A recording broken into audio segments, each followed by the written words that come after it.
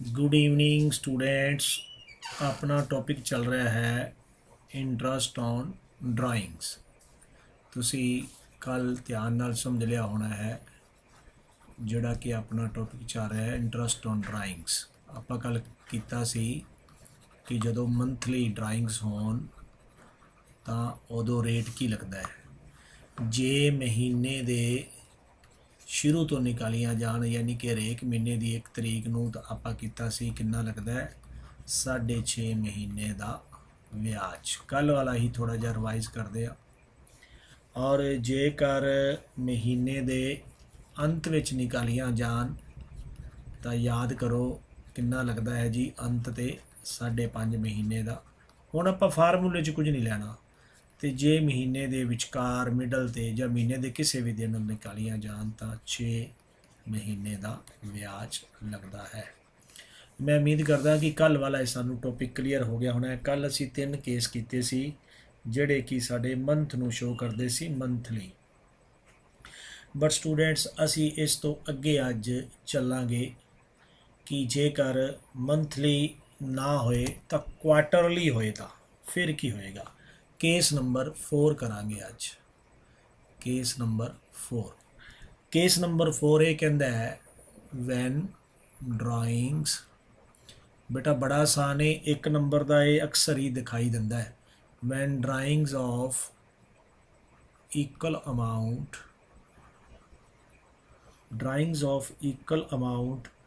are made in beginning of the quarter। ਹੁਣ quarter ਬਾਰੇ ਪਹਿਲਾਂ ਕਲੀਅਰ ਹੋਣਾ ਜ਼ਰੂਰੀ ਹੈ। ਇੱਕ ਸਾਲ ਦੇ ਵਿੱਚ 12 ਮੰਥ ਹੁੰਦੇ ਨੇ, 12 ਮਹੀਨੇ। ਜੇ ਅਸੀਂ ਕੁਆਟਰ ਹੁੰਦਾ ਚੌਥਾ ਹਿੱਸਾ 4 ਨਾਲ ਡਿਵਾਈਡ ਕਰ ਦਈਏ ਤਾਂ ਇੱਕ ਕੁਆਟਰ ਕਿੰਨੇ ਮਹੀਨਿਆਂ ਦਾ ਬਣਿਆ 3 ਮਹੀਨੇ ਦਾ ਇੱਕ ਕੁਆਟਰ। ਮਤਲਬ ਚੌਥਾਈ ਹਿੱਸਾ 1/4। Students try to understand it. ਸਭ ਤੋਂ ਪਹਿਲਾਂ ਤਾਂ ਸਾਨੂੰ ਪਤਾ ਹੋਣਾ ਚਾਹੀਦਾ ਹੈ ਕਿ ਕੁਆਟਰ ਦੇ ਵਿੱਚ ਕਿੰਨੇ ਮਹੀਨੇ ਹੁੰਦੇ ਹਨ। 3 ਮਹੀਨੇ। ਜੇ 4 ਕੁਆਟਰ ਹੋਣ, ਇੱਕ ਕੁਆਟਰ 3 ਮਹੀਨਿਆਂ ਦਾ ਹੋਏ ਤਾਂ ਇਟ ਮੀਨਸ ਟੋਟਲ ਕਿੰਨੇ ਮੰਥ ਬਣ ਗਏ 12 ਬਣ ਗਏ, 12 ਮਹੀਨੇ ਬਣ ਗਏ। ਹੁਣ ਸਾਨੂੰ ਇਹ ਕਿਹਾ ਗਿਆ ਹੈ ਕਿ when drawings of equal amount are made in the beginning of the quarter. 4 quarter ਹੋਏ। ਹੁਣ 4 ਕੁਆਟਰ ਕਿਵੇਂ ਹੋਣਗੇ। ਸਪੋਜ਼ ਅਪ੍ਰੈਲ ਤੋਂ ਮੰਥ ਸ਼ੁਰੂ ਹੋਇਆ, ਅਪ੍ਰੈਲ, ਮਈ ਤੇ ਜੂਨ, ਇਹ ਬਣ ਗਿਆ 1 ਕੁਆਟਰ। ਜੁਲਾਈ, ਅਗਸਤ ਤੇ ਸਤੰਬਰ, ਇਹ ਬਣ ਗਿਆ quarter number 2। October, November and December, quarter number 3। ਅਗਲਾ ਸਾਲ ਸ਼ੁਰੂ ਹੋ ਗਿਆ ਜੈਨ, ਸੋ 21। ਇੱਥੇ ਸਾਲ ਸੀ ਸਾਡੇ ਕੋਲ 2020। Jan, Feb and March. ਤਾਂ ਪਿਆਰੇ ਵਿਦਿਆਰਥੀਓ ਇਹ ਹੋ ਗਿਆ ਕੁਆਟਰ ਨੰਬਰ 4। ਤਾਂ ਸਾਡੇ ਕੋਲ 4 ਕੁਆਟਰ ਹੋ ਗਏ। ਹੁਣ ਜਿਹੜਾ ਪਹਿਲਾ ਕੁਆਟਰ ਹੈ ਉਹ 1 ਅਪ੍ਰੈਲ ਨੂੰ ਸ਼ੁਰੂ ਹੋ ਰਿਹਾ ਹੈ। ਤਾਂ ਪਿਆਰੇ ਵਿਦਿਆਰਥੀਓ ਜਦੋਂ ਐਵਰੇਜ ਪੀਰੀਅਡ ਨਿਕਾਲਿਆ ਜਾਏਗਾ, ਬੜਾ ਹੀ ਆਸਾਨ ਹੈ, ਧਿਆਨ ਨਾਲ ਸਮਝਣ ਦੀ ਕੋਸ਼ਿਸ਼ ਕਰੋ। ਮੈਂ ਬੜੇ ਆਰਾਮ ਨਾਲ ਆਪ ਜੀ ਨੂੰ ਸਮਝਾ ਰਿਹਾ, ਤੁਸੀਂ ਪੈਨ ਕਾਪੀ ਨੋਟ ਲੈ ਕੇ ਬੈਠਣਾ ਹੈ। ਹੁਣ ਕਿਸੇ ਨੇ ਮੈਸੇਜ ਨਹੀਂ ਕਰਨੇ। ਹੁਣ ਤੁਸੀਂ ਸਿਰਫ ਔਰ ਸਿਰਫ ਧਿਆਨ ਨਾਲ ਸਮਝੋ। 1 ਨੰਬਰ ਦਾ ਹੈ, ਇਹਦੇ ਵਿੱਚ ਟ੍ਰਿਕਸ ਕੰਮ ਕਰਨਗੀਆਂ। ਬੜਾ ਹੀ ਸਿੰਪਲ ਮੈਥਡ ਹੈ। ਆਈ ਐਮ ਹੋਪਫੁਲ ਕਿ ਯੂ ਵਿਲ ਗੋਟ ਇਟ। ਇਹਨੂੰ ਅੱਛੀ ਤਰ੍ਹਾਂ ਨਾਲ ਸਮਝੋਗੇ ਤੁਹਾਨੂੰ ਵਧੀਆ ਸਮਝ ਆਏਗਾ। ਜੇ ਹਰੇਕ ਕੁਆਟਰ ਦੇ ਪਹਿਲੇ ਦਿਨ ਵੇਖੋ, ਜੇ ਉਹਨੇ 1 ਅਪ੍ਰੈਲ ਨੂੰ ਪਹਿਲੇ ਕੁਆਟਰ ਦੀ 1 ਅਪ੍ਰੈਲ ਨੂੰ ਨਿਕਾਲ ਲਿਆ ਤਾਂ ਬਾਕੀ ਮਹੀਨੇ ਕਿੰਨੇ ਰਹਿ ਗਏ 12। ਇਟ ਮੀਨਸ ਉਹਦੇ ਤੇ 12 ਮਹੀਨਿਆਂ ਦਾ ਵਿਆਜ ਲੱਗੇਗਾ। ਨੰਬਰ 2, ਜੇ ਅਖੀਰਲਾ ਕੁਆਟਰ ਲਾਸਟ ਕੁਆਟਰ ਦੀ ਪਹਿਲੀ ਡੇਟ ਨੂੰ ਨਿਕਾਲਦਾ ਤੇ ਇਟ ਮੀਨਸ ਉਹ ਜਨਵਰੀ ਨੂੰ ਨਿਕਾਲ ਲਿਆ। ਧਿਆਨ ਦਿਓ ਚੌਥਾ ਕੁਆਟਰ ਹੈ ਜਨਵਰੀ। ਬਾਕੀ ਕਿੰਨੇ ਮਹੀਨੇ ਬਣਨਗੇ ਜੈਨ ਦਾ, ਫੈਬ ਦਾ, ਮਾਰਚ ਦਾ, 3 ਮਹੀਨੇ ਇਹ ਬਣ ਗਏ। तो इनकी एवरेज कढ़नी तो कितना आ गया 15/2 7.5 मंथ। तो प्यारे विद्यार्थियों कि जदों भी कोई पार्टनर की करेगा हरेक क्वार्टर दे पहले दिन इक्वल अमाउंट वर्ड स्पैशल लिखा इक्वल अमाउंट यानी कि सपोज 10,000 20,000 या 30,000 व्हाट्सएवर जो भी है इक्वल अमाउंट हरेक क्वार्टर दे पहले दिन निकालेगा तो उस ते 7.5 महीनों का ब्याज चार्ज किया जाएगा।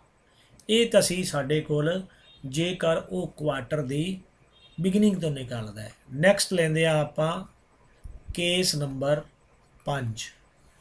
केस नंबर 5 ये कहता है when drawings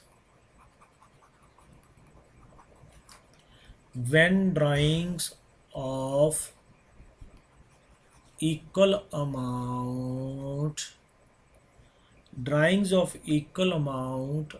are made at the end of each quarter।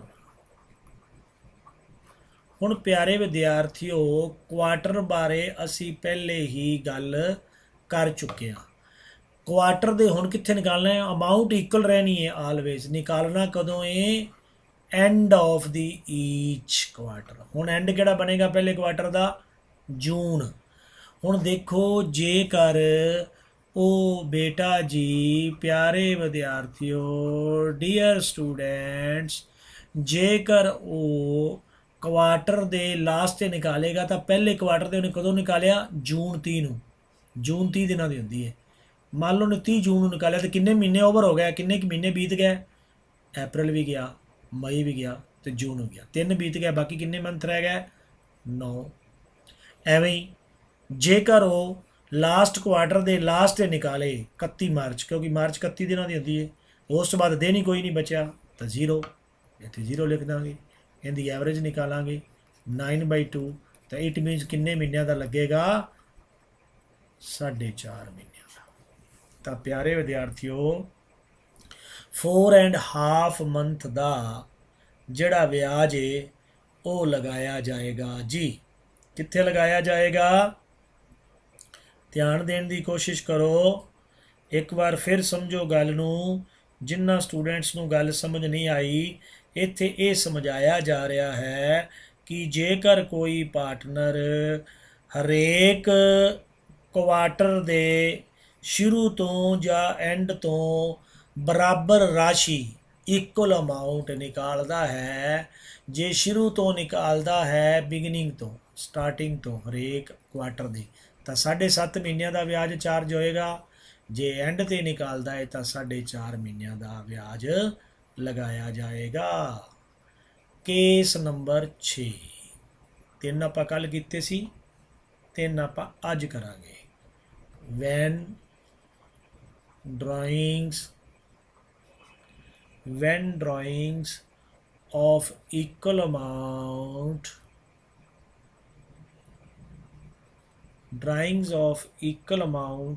are made during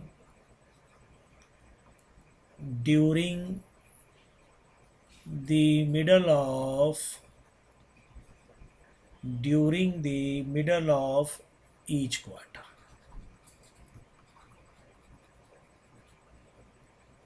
middle of each quarter when drawings of equal amount are made during the middle of each quarter। हुण middle विच हुण प्यारे विद्यार्थियों middle किवें बनेगा अप्रैल का पूरा महीना बीत गया। देखो अप्रैल का पूरा मंथ गोन मई का अध 15 मई इहदा हाफ कर दो मई का हाफ इहदा मतलब अप्रैल का 1 महीना तो मई का अद्धा महीना 1.5 महीना बीतण तो बाद ड्राइंग्स निकालिया गया। तो फिर की होएगा फिर एवरेज पीरियड किवें निकलेगा समझण की कोशिश करो कि एवरेज पीरियड विल बी 12 महीनों विचों 1.5 महीना माइनस कर दो बाकी किन्ने महीने रह गए 10.5 10.5 महीने रह गए कि नहीं रह गए। ਐਵੇਂ ਹੀ ਜਿਹੜਾ ਸਾਡਾ ਲਾਸਟ ਕੁਆਟਰ ਹੈ, ਲਾਸਟ ਕੁਆਟਰ ਦੇ ਫਿਰ ਮਿਡਲ ਵਿੱਚ ਨਿਕਾਲੇਗਾ ਤਾਂ 1 ਜਨਵਰੀ ਦਾ ਮਹੀਨਾ ਗਿਆ ਤੇ ਫਰਵਰੀ ਦਾ ਅੱਧ ਹੋ ਗਿਆ। ਅਸੀਂ 15 ਫਰਵਰੀ ਕਹਿ ਲਈਏ ਜਾਂ 14 ਕਹਿ ਲਈਏ, 28 ਦਿਨਾਂ ਦੀ ਇਹਦਾ 1.5 ਮਹੀਨਾ ਫਿਰ ਬਾਕੀ ਬਚ ਗਿਆ। ਅੱਧਾ ਮਹੀਨਾ ਫਰਵਰੀ ਦਾ ਤੇ 1 ਮਹੀਨਾ ਮਾਰਚ ਦਾ, ਬਾਕੀ 1.5। ਅਸੀਂ ਇੱਥੇ 1.5 ਲਿਖ ਦਾਂਗੇ, 1.5 ਮਹੀਨਾ। ਟੋਟਲ ਕਿੰਨਾ ਬਣਿਆ? 12। 12 ਨੂੰ 2 ਨਾਲ ਡਿਵਾਈਡ ਕਰਾਂਗੇ ਤਾਂ 6 ਮੰਥ ਦਾ। ਇਹ ਕੱਲ ਵਾਲੇ ਕੇਸ ਨੰਬਰ 3 ਦੀ ਤਰ੍ਹਾਂ ਜਦੋਂ ਵੀ ਮਿਡਲ ਦੇ ਵਿੱਚ ਪੈਸੇ ਨਿਕਾਲੇ ਜਾਣਗੇ ਤਾਂ ਪਿਆਰੇ ਵਿਦਿਆਰਥੀਓ ਕਿੰਨਾ ਇੰਟਰਸਟ ਲੱਗੇਗਾ ਜੀ? ਕਿੰਨੇ ਮਹੀਨਿਆਂ ਦਾ? 6 ਮਹੀਨਿਆਂ ਦਾ। ਹੁਣ ਤੱਕ ਅਸੀਂ ਜਿਹੜੇ ਸਟੂਡੈਂਟਸ ਹੁਣੇ ਜੁੜੇ ਨੇ ਉਹਨਾਂ ਦੇ ਲਈ ਮੈਂ ਰਿਵਾਈਜ਼ ਕਰ ਦੇਣਾ ਚਾਹੁੰਦਾ ਕਿ ਜੇਕਰ ਕੋਈ ਪਾਰਟਨਰ ਕੁਆਟਰਲੀ ਪੈਸੇ ਨਿਕਾਲਦਾ ਹੈ ਸਾਲ ਦੇ ਵਿੱਚ, ਬੇਟਾ ਜੀ ਯਾਦ ਰੱਖਣਾ 4 ਕੁਆਟਰ ਹੁੰਦੇ ਨੇ ਤੇ ਇੱਕ ਕੁਆਟਰ 3 ਮਹੀਨਿਆਂ ਦਾ ਹੁੰਦਾ ਹੈ। ਤੇ ਜੇਕਰ ਕੋਈ ਪਾਰਟਨਰ ਪਹਿਲੇ ਕੁਆਟਰ ਦੇ ਪਹਿਲੇ ਦਿਨ ਪੈਸੇ ਨਿਕਾਲੇਗਾ, ਹਰੇਕ ਕੁਆਟਰ ਦੇ ਪਹਿਲੇ ਦਿਨ, ਤਾਂ ਹਰੇਕ ਕੁਆਟਰ ਦਾ ਪਹਿਲਾ ਦਿਨ ਕਿਹੜਾ ਹੋ ਸਕਦਾ ਹੈ? ਅਪ੍ਰੈਲ, ਜੁਲਾਈ, ਅਕਤੂਬਰ ਤੇ ਜਨਵਰੀ। ਲੇਕਿਨ ਜਦੋਂ ਅਸੀਂ ਐਵਰੇਜ ਪੀਰੀਅਡ ਨਿਕਾਲਣਾ ਹੁੰਦਾ ਹੈ ਤੇ ਅਸੀਂ ਪਹਿਲਾ ਲੈਂਦੇ ਹਾਂ ਤੇ ਲਾਸਟ ਲੈਂਦੇ ਹਾਂ। ਆਪਾਂ ਕੱਲ ਵੀ ਕੀਤਾ ਸੀ। ਤਾਂ ਪਹਿਲੇ ਤੇ 12 ਬਣੇ, ਲਾਸਟ ਤੇ 3 ਬਣੇ, 2 ਨਾਲ ਡਿਵਾਈਡ ਕੀਤਾ, 7 ਮਹੀਨਿਆਂ ਦਾ ਵਿਆਜ ਆ ਗਿਆ। ਜੇ ਐਂਡ ਤੇ ਨਿਕਾਲਦਾ ਹੈ ਤਾਂ 3 ਮਹੀਨੇ ਬੀਤ ਗਏ ਨੇ, ਉਦੋਂ 9 ਬਣੇ ਤੇ ਲਾਸਟ ਵਾਲੇ ਐਂਡ ਤੇ 0 ਬਣਿਆ, ਇਸ ਵਾਸਤੇ 4.5 ਮਹੀਨੇ ਬਣੇ। ਐਵਰੇਜ ਤੇ ਪਹਿਲਾਂ 10.5 ਬਣੇ, ਫਿਰ 1.5 ਬਣਿਆ ਤੇ ਇਹ 6 ਆ ਗਿਆ। ਤਾਂ ਹੁਣ ਤੱਕਣ ਅਸੀਂ ਕੀ ਕੀਤਾ ਪਿਆਰੇ ਵਿਦਿਆਰਥੀਓ? ਮੈਂ ਫਿਰ ਕਹਿ ਰਿਹਾ, ਮੈਸੇਜ ਬੰਦ ਕਰ ਦਿਓ, ਨੋਟਬੁੱਕ ਤੇ ਕੰਨ ਖੋਲ ਕੇ ਸਮਝ ਲਓ, ਤੁਹਾਡੇ ਲਈ ਬੜਾ ਹੀ ਇੰਪੋਰਟੈਂਟ ਹੈ। You all are sincere students, sincere ਹੋ ਤਾਂ ਹੀ ਥੋੜ੍ਹੇ ਜਿਹਾ ਕਲਾਸ ਲਗਾ ਰਹੇ ਹੋ। ਹਾਲਾਂਕਿ ਆਪਣੇ ਕੋਲ ਬਹੁਤ ਕਰਾਊਡ ਹੈ, ਗਰੁੱਪਾਂ ਵਿੱਚ ਬਹੁਤ ਸਟੂਡੈਂਟਸ ਨੇ, ਬਟ ਉਹ ਪੜ੍ਹਨਾ ਨਹੀਂ ਚਾਹੁੰਦੇ। ਆਪਾਂ ਨੂੰ ਇੰਨੇ ਹੀ ਬਹੁਤ ਨੇ, ਪਰ ਆਪਾਂ ਧਿਆਨ ਨਾਲ ਪੜ੍ਹਨਾ। ਤੁਸੀਂ ਸਾਰੇ ਸਿੰਸੀਅਰ ਹੋ, ਸਾਰੇ ਸਿਆਣੇ ਹੋ ਜਿਹੜੇ ਹਰ ਰੋਜ਼ ਕਲਾਸ ਲਗਾ ਰਹੇ ਹੋ, ਤੁਹਾਨੂੰ ਮੈਂ ਸ਼ਾਬਾਸ਼ ਦੇਣਾ ਸਾਰਿਆਂ ਨੂੰ।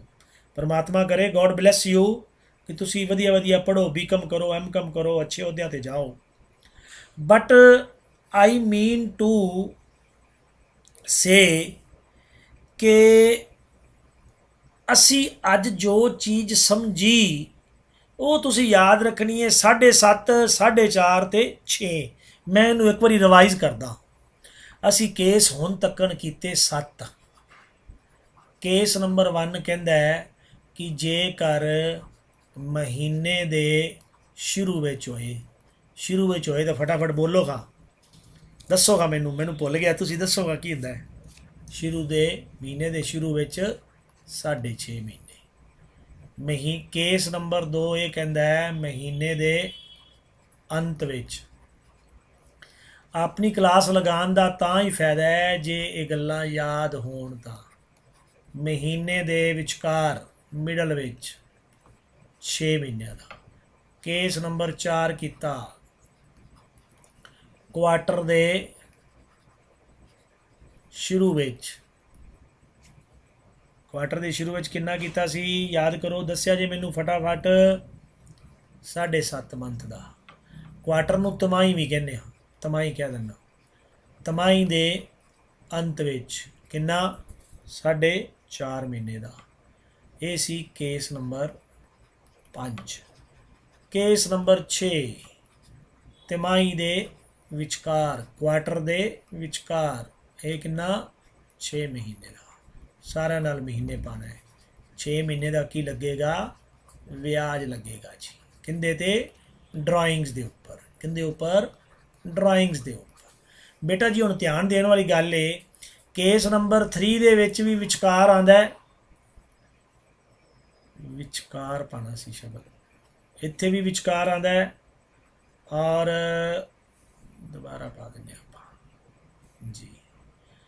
ਤਾਂ ਇਸ ਤੋਂ ਬਾਅਦ ਜੀ ਇੱਥੇ ਵੀ ਵਿਚਕਾਰ ਤੇ ਇੱਥੇ ਵੀ ਵਿਚਕਾਰ ਆ ਰਿਹਾ ਹੈ। ਜਿੱਥੇ ਵਿਚਕਾਰ ਆ ਰਿਹਾ ਉੱਥੇ ਤੁਹਾਨੂੰ 6 ਮਹੀਨਿਆਂ ਦਾ ਹੀ ਵਿਆਜ ਦਿਖਾਈ ਦੇ ਰਿਹਾ। ਇੱਥੇ ਵੀ 6 ਮਹੀਨੇ, ਇੱਥੇ ਵੀ 6 ਮਹੀਨੇ। ਤਾਂ ਤੁਸੀਂ ਸੌਖਾ ਜਿਹਾ ਯਾਦ ਰੱਖਣਾ ਹੈ, 6.5 ਮਹੀਨੇ, 5.5 ਮਹੀਨੇ, 7.5 ਮਹੀਨੇ, 4.5 ਮਹੀਨੇ, ਤੇ 6 ਮਹੀਨੇ ਵਿਚਕਾਰ ਹੈਗੇ ਹੀ ਨੇ। ਤਾਂ ਡੀਅਰ ਸਟੂਡੈਂਟਸ, ਇਹ ਸਾਡੇ ਲਈ ਬੜਾ ਆਸਾਨ ਹੈ, ਅਸੀਂ ਇਹਨੂੰ ਵਧੀਆ ਤਰੀਕੇ ਨਾਲ ਸਮਝਣ ਦੀ ਕੋਸ਼ਿਸ਼ ਕਰ ਰਹੇ ਹਾਂ। ਹੁਣ ਅਸੀਂ ਕੋਈ ਇੱਕ ਕੁਐਸਚਨ ਕਰਕੇ ਦੇਖਦੇ ਹਾਂ ਨਿਕਲਦਾ ਵੀ ਹੈ ਕਿ ਨਹੀਂ ਸਾਡੇ ਕੋਲ। ਮੈਂ ਸਟੇਟਮੈਂਟ ਲਿਖਣ ਜਾ ਰਿਹਾ, mister Sri C A partner draws rupees 10,000 from the firm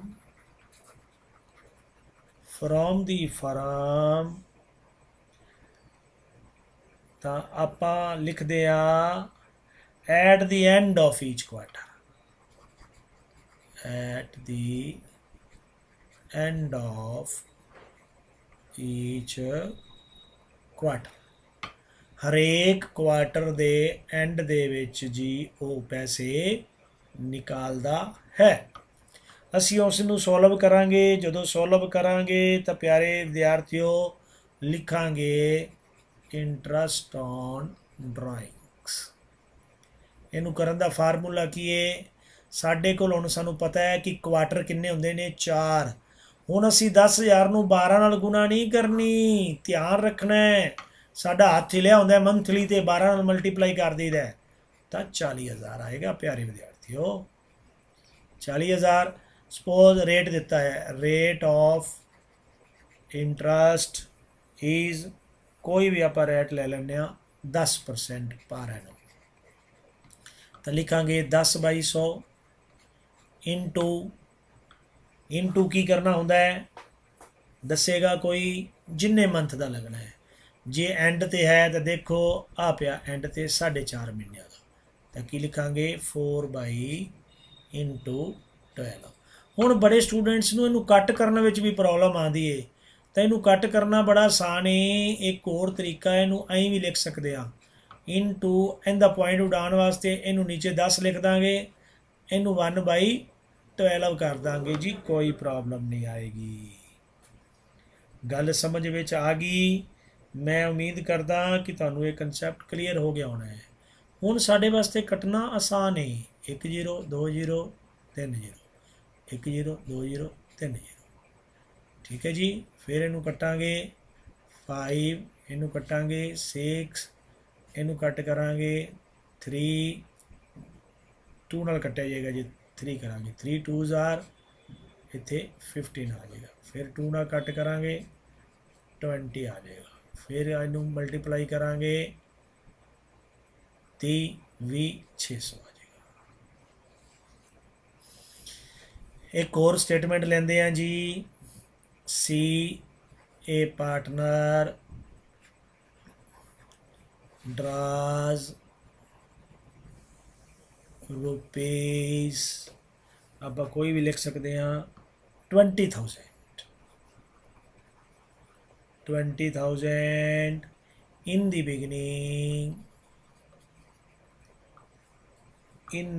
beginning of each quarter। ਹੁਣ ਸਟੂਡੈਂਟਸ ਕਦੋਂ ਨਿਕਾਲ ਰਿਹਾ ਹੈ? ਬਿਗਨਿੰਗ ਤੇ, ਸ਼ੁਰੂਆਤ ਤੇ ਨਿਕਾਲ ਰਿਹਾ ਹੈ। And rate of interest is 10% ਪਰ Ennum. rate of interest 10% per annum. Rate of interest कितना है जी? 10% है जी पर एनम। ਅਸੀਂ ਫਿਰ ਲਿਖਾਂਗੇ ਇੰਟਰਸਟ ਔਨ ਡਰਾਇੰਗਸ। ਤੁਹਾਡੇ ਕੋਲ ਸਟੂਡੈਂਟ ਜਿਹੜੀ ਗਲਤੀ ਹੋ ਸਕਦੀ, ਜਦੋਂ ਕੁਆਟਰ ਆਏ ਨਾ ਉਦੋਂ ਇਸ ਅਮਾਊਂਟ ਨੂੰ 4 ਨਾਲ ਮਲਟੀਪਲਾਈ ਕਰਨਾ ਹੈ, ਕਿਉਂਕਿ ਸਾਲ ਵਿੱਚ 4 ਕੁਆਟਰ ਹੁੰਦੇ ਨੇ।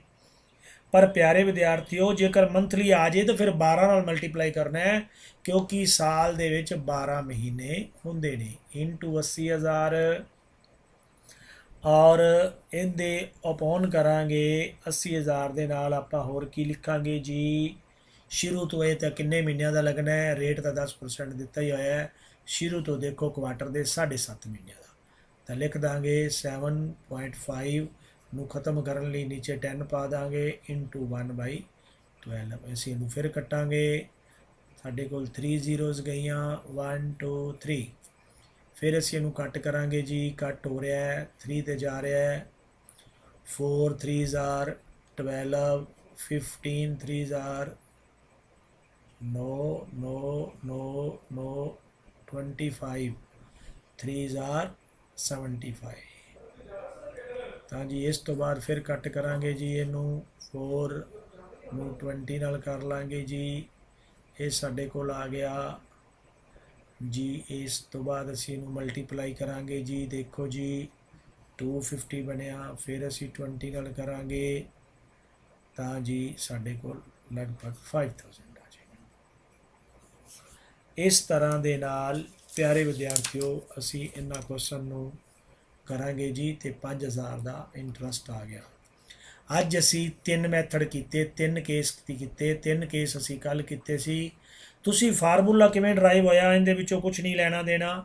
ਪਿਆਰੇ ਵਿਦਿਆਰਥੀਓ ਤੁਸੀਂ ਅੱਜ ਤੋਂ ਬਾਅਦ ਇੱਕ ਗੱਲ ਯਾਦ ਰੱਖਣੀ ਹੈ, ਜੇਕਰ ਕੋਈ ਪਾਰਟਨਰ ਮਹੀਨੇ ਦੇ ਸ਼ੁਰੂ ਤੋਂ ਬਰਾਬਰ ਅਮਾਊਂਟ ਨਿਕਾਲੇ ਤਾਂ 6.5 ਮਹੀਨਿਆਂ ਦਾ ਵਿਆਜ, ਜੇ ਕੋਈ ਸਾਂਝੇਦਾਰ ਮਹੀਨੇ ਦੇ ਅੰਤ ਵਿੱਚ ਨਿਕਾਲੇ ਤਾਂ 5.5 ਮਹੀਨਿਆਂ ਦਾ ਵਿਆਜ, ਜੇਕਰ ਮਹੀਨੇ ਦੇ ਵਿਚਕਾਰ ਨਿਕਾਲੇ ਤਾਂ 6 ਮਹੀਨਿਆਂ ਦਾ ਵਿਆਜ, ਜੇ ਕੁਆਟਰ ਦੇ ਸ਼ੁਰੂ ਤੋਂ ਨਿਕਾਲੇ ਤਾਂ 7.5 ਮਹੀਨੇ ਦਾ ਵਿਆਜ, ਜੇ ਕੁਆਟਰ ਦੇ ਅੰਤ ਵਿੱਚ ਨਿਕਾਲੇ ਤਾਂ 4.5 ਮਹੀਨੇ ਦਾ ਵਿਆਜ, ਜੇ ਕੁਆਟਰ ਦੇ ਵਿਚਕਾਰ ਨਿਕਾਲੇ ਤਾਂ 6 ਮਹੀਨੇ ਦਾ ਵਿਆਜ।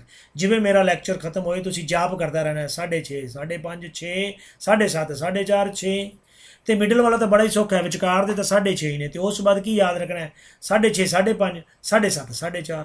ਜੇ ਅਸੀਂ ਸੀਕੁਐਂਸ ਦੇਈਏ ਤੇ ਵੈਸੇ ਵੀ ਇਹ 4.5 ਤੋਂ ਬਾਅਦ 5.5 ਆ ਰਿਹਾ, 5.5 ਤੋਂ ਬਾਅਦ 6.5 ਆ ਰਿਹਾ, 6.5 ਤੋਂ ਬਾਅਦ 7.5 ਆ ਰਿਹਾ। ਲੇਕਿਨ ਤੁਸੀਂ ਇਹਨੂੰ ਔਰਲੀ ਯਾਦ ਰੱਖਣਾ ਹੈ, 1 ਨੰਬਰ ਦਾ ਹੈ, 2 ਨੰਬਰ ਦਾ ਵੀ ਆ ਜਾਂਦਾ ਹੈ। ਮੈਂ ਉਮੀਦ ਕਰਦਾ ਕਿ ਤੁਸੀਂ ਇਸ ਟੌਪਿਕ ਨੂੰ ਅੱਛੀ ਤਰ੍ਹਾਂ ਨਾਲ ਸਮਝ ਗਏ ਹੋਗੇ।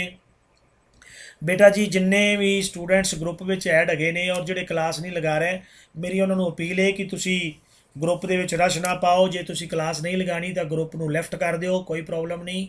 ਔਰ ਜਿਹੜੇ ਬੜੇ ਸਿੰਸੀਅਰ ਸਟੂਡੈਂਟਸ ਨੇ ਹਰ ਰੋਜ਼ ਕਲਾਸ ਲਗਾ ਰਹੇ ਨੇ, ਆਪਦੇ ਵਰਗੇ ਹੋਰ ਸਿੰਸੀਅਰ ਸਟੂਡੈਂਟਸ ਨੂੰ ਕਹੋ ਤਾਂ ਕਿ ਉਹ ਹਰ ਰੋਜ਼ ਕਲਾਸ ਲਗਾਉਣ। ਇਹ ਕਲਾਸ ਬੰਦ ਨਹੀਂ ਹੋਣੀ, ਰੈਗੂਲਰ ਲੱਗਦੀ ਰਹਿਣੀ ਹੈ। ਆਈ ਐਮ ਹੋਪਫੁਲ ਕਿ ਤੁਹਾਨੂੰ ਵਧੀਆ ਤਰੀਕੇ ਨਾਲ ਸਮਝ ਆ ਗਿਆ ਔਰ ਤੁਸੀਂ ਇਸ ਦੇ ਨਾਲੋਂ ਨਾਲ ਨੋਟਸ ਵੀ ਬਣਾ ਰਹੇ ਹੋਗੇ, ਮੈਂ ਤੁਹਾਡੇ ਤੋਂ ਉਮੀਦ ਕਰਦਾ ਹਾਂ। ਤਾਂ ਪਿਆਰੇ ਵਿਦਿਆਰਥੀਓ ਜਿਨ੍ਹਾਂ ਨੇ ਅਜੇ ਤੱਕ ਮੇਰਾ ਚੈਨਲ ਸਬਸਕ੍ਰਾਈਬ ਨਹੀਂ ਕੀਤਾ, ਜਲਦੀ ਚੈਨਲ ਨੂੰ ਸਬਸਕ੍ਰਾਈਬ ਕਰ ਦਿਓ ਤਾਂ ਕਿ ਤੁਹਾਨੂੰ ਨਵੀਆਂ ਵੀਡੀਓਜ਼ ਮਿਲਦੀਆਂ ਰਹਿਣ। ਜੈ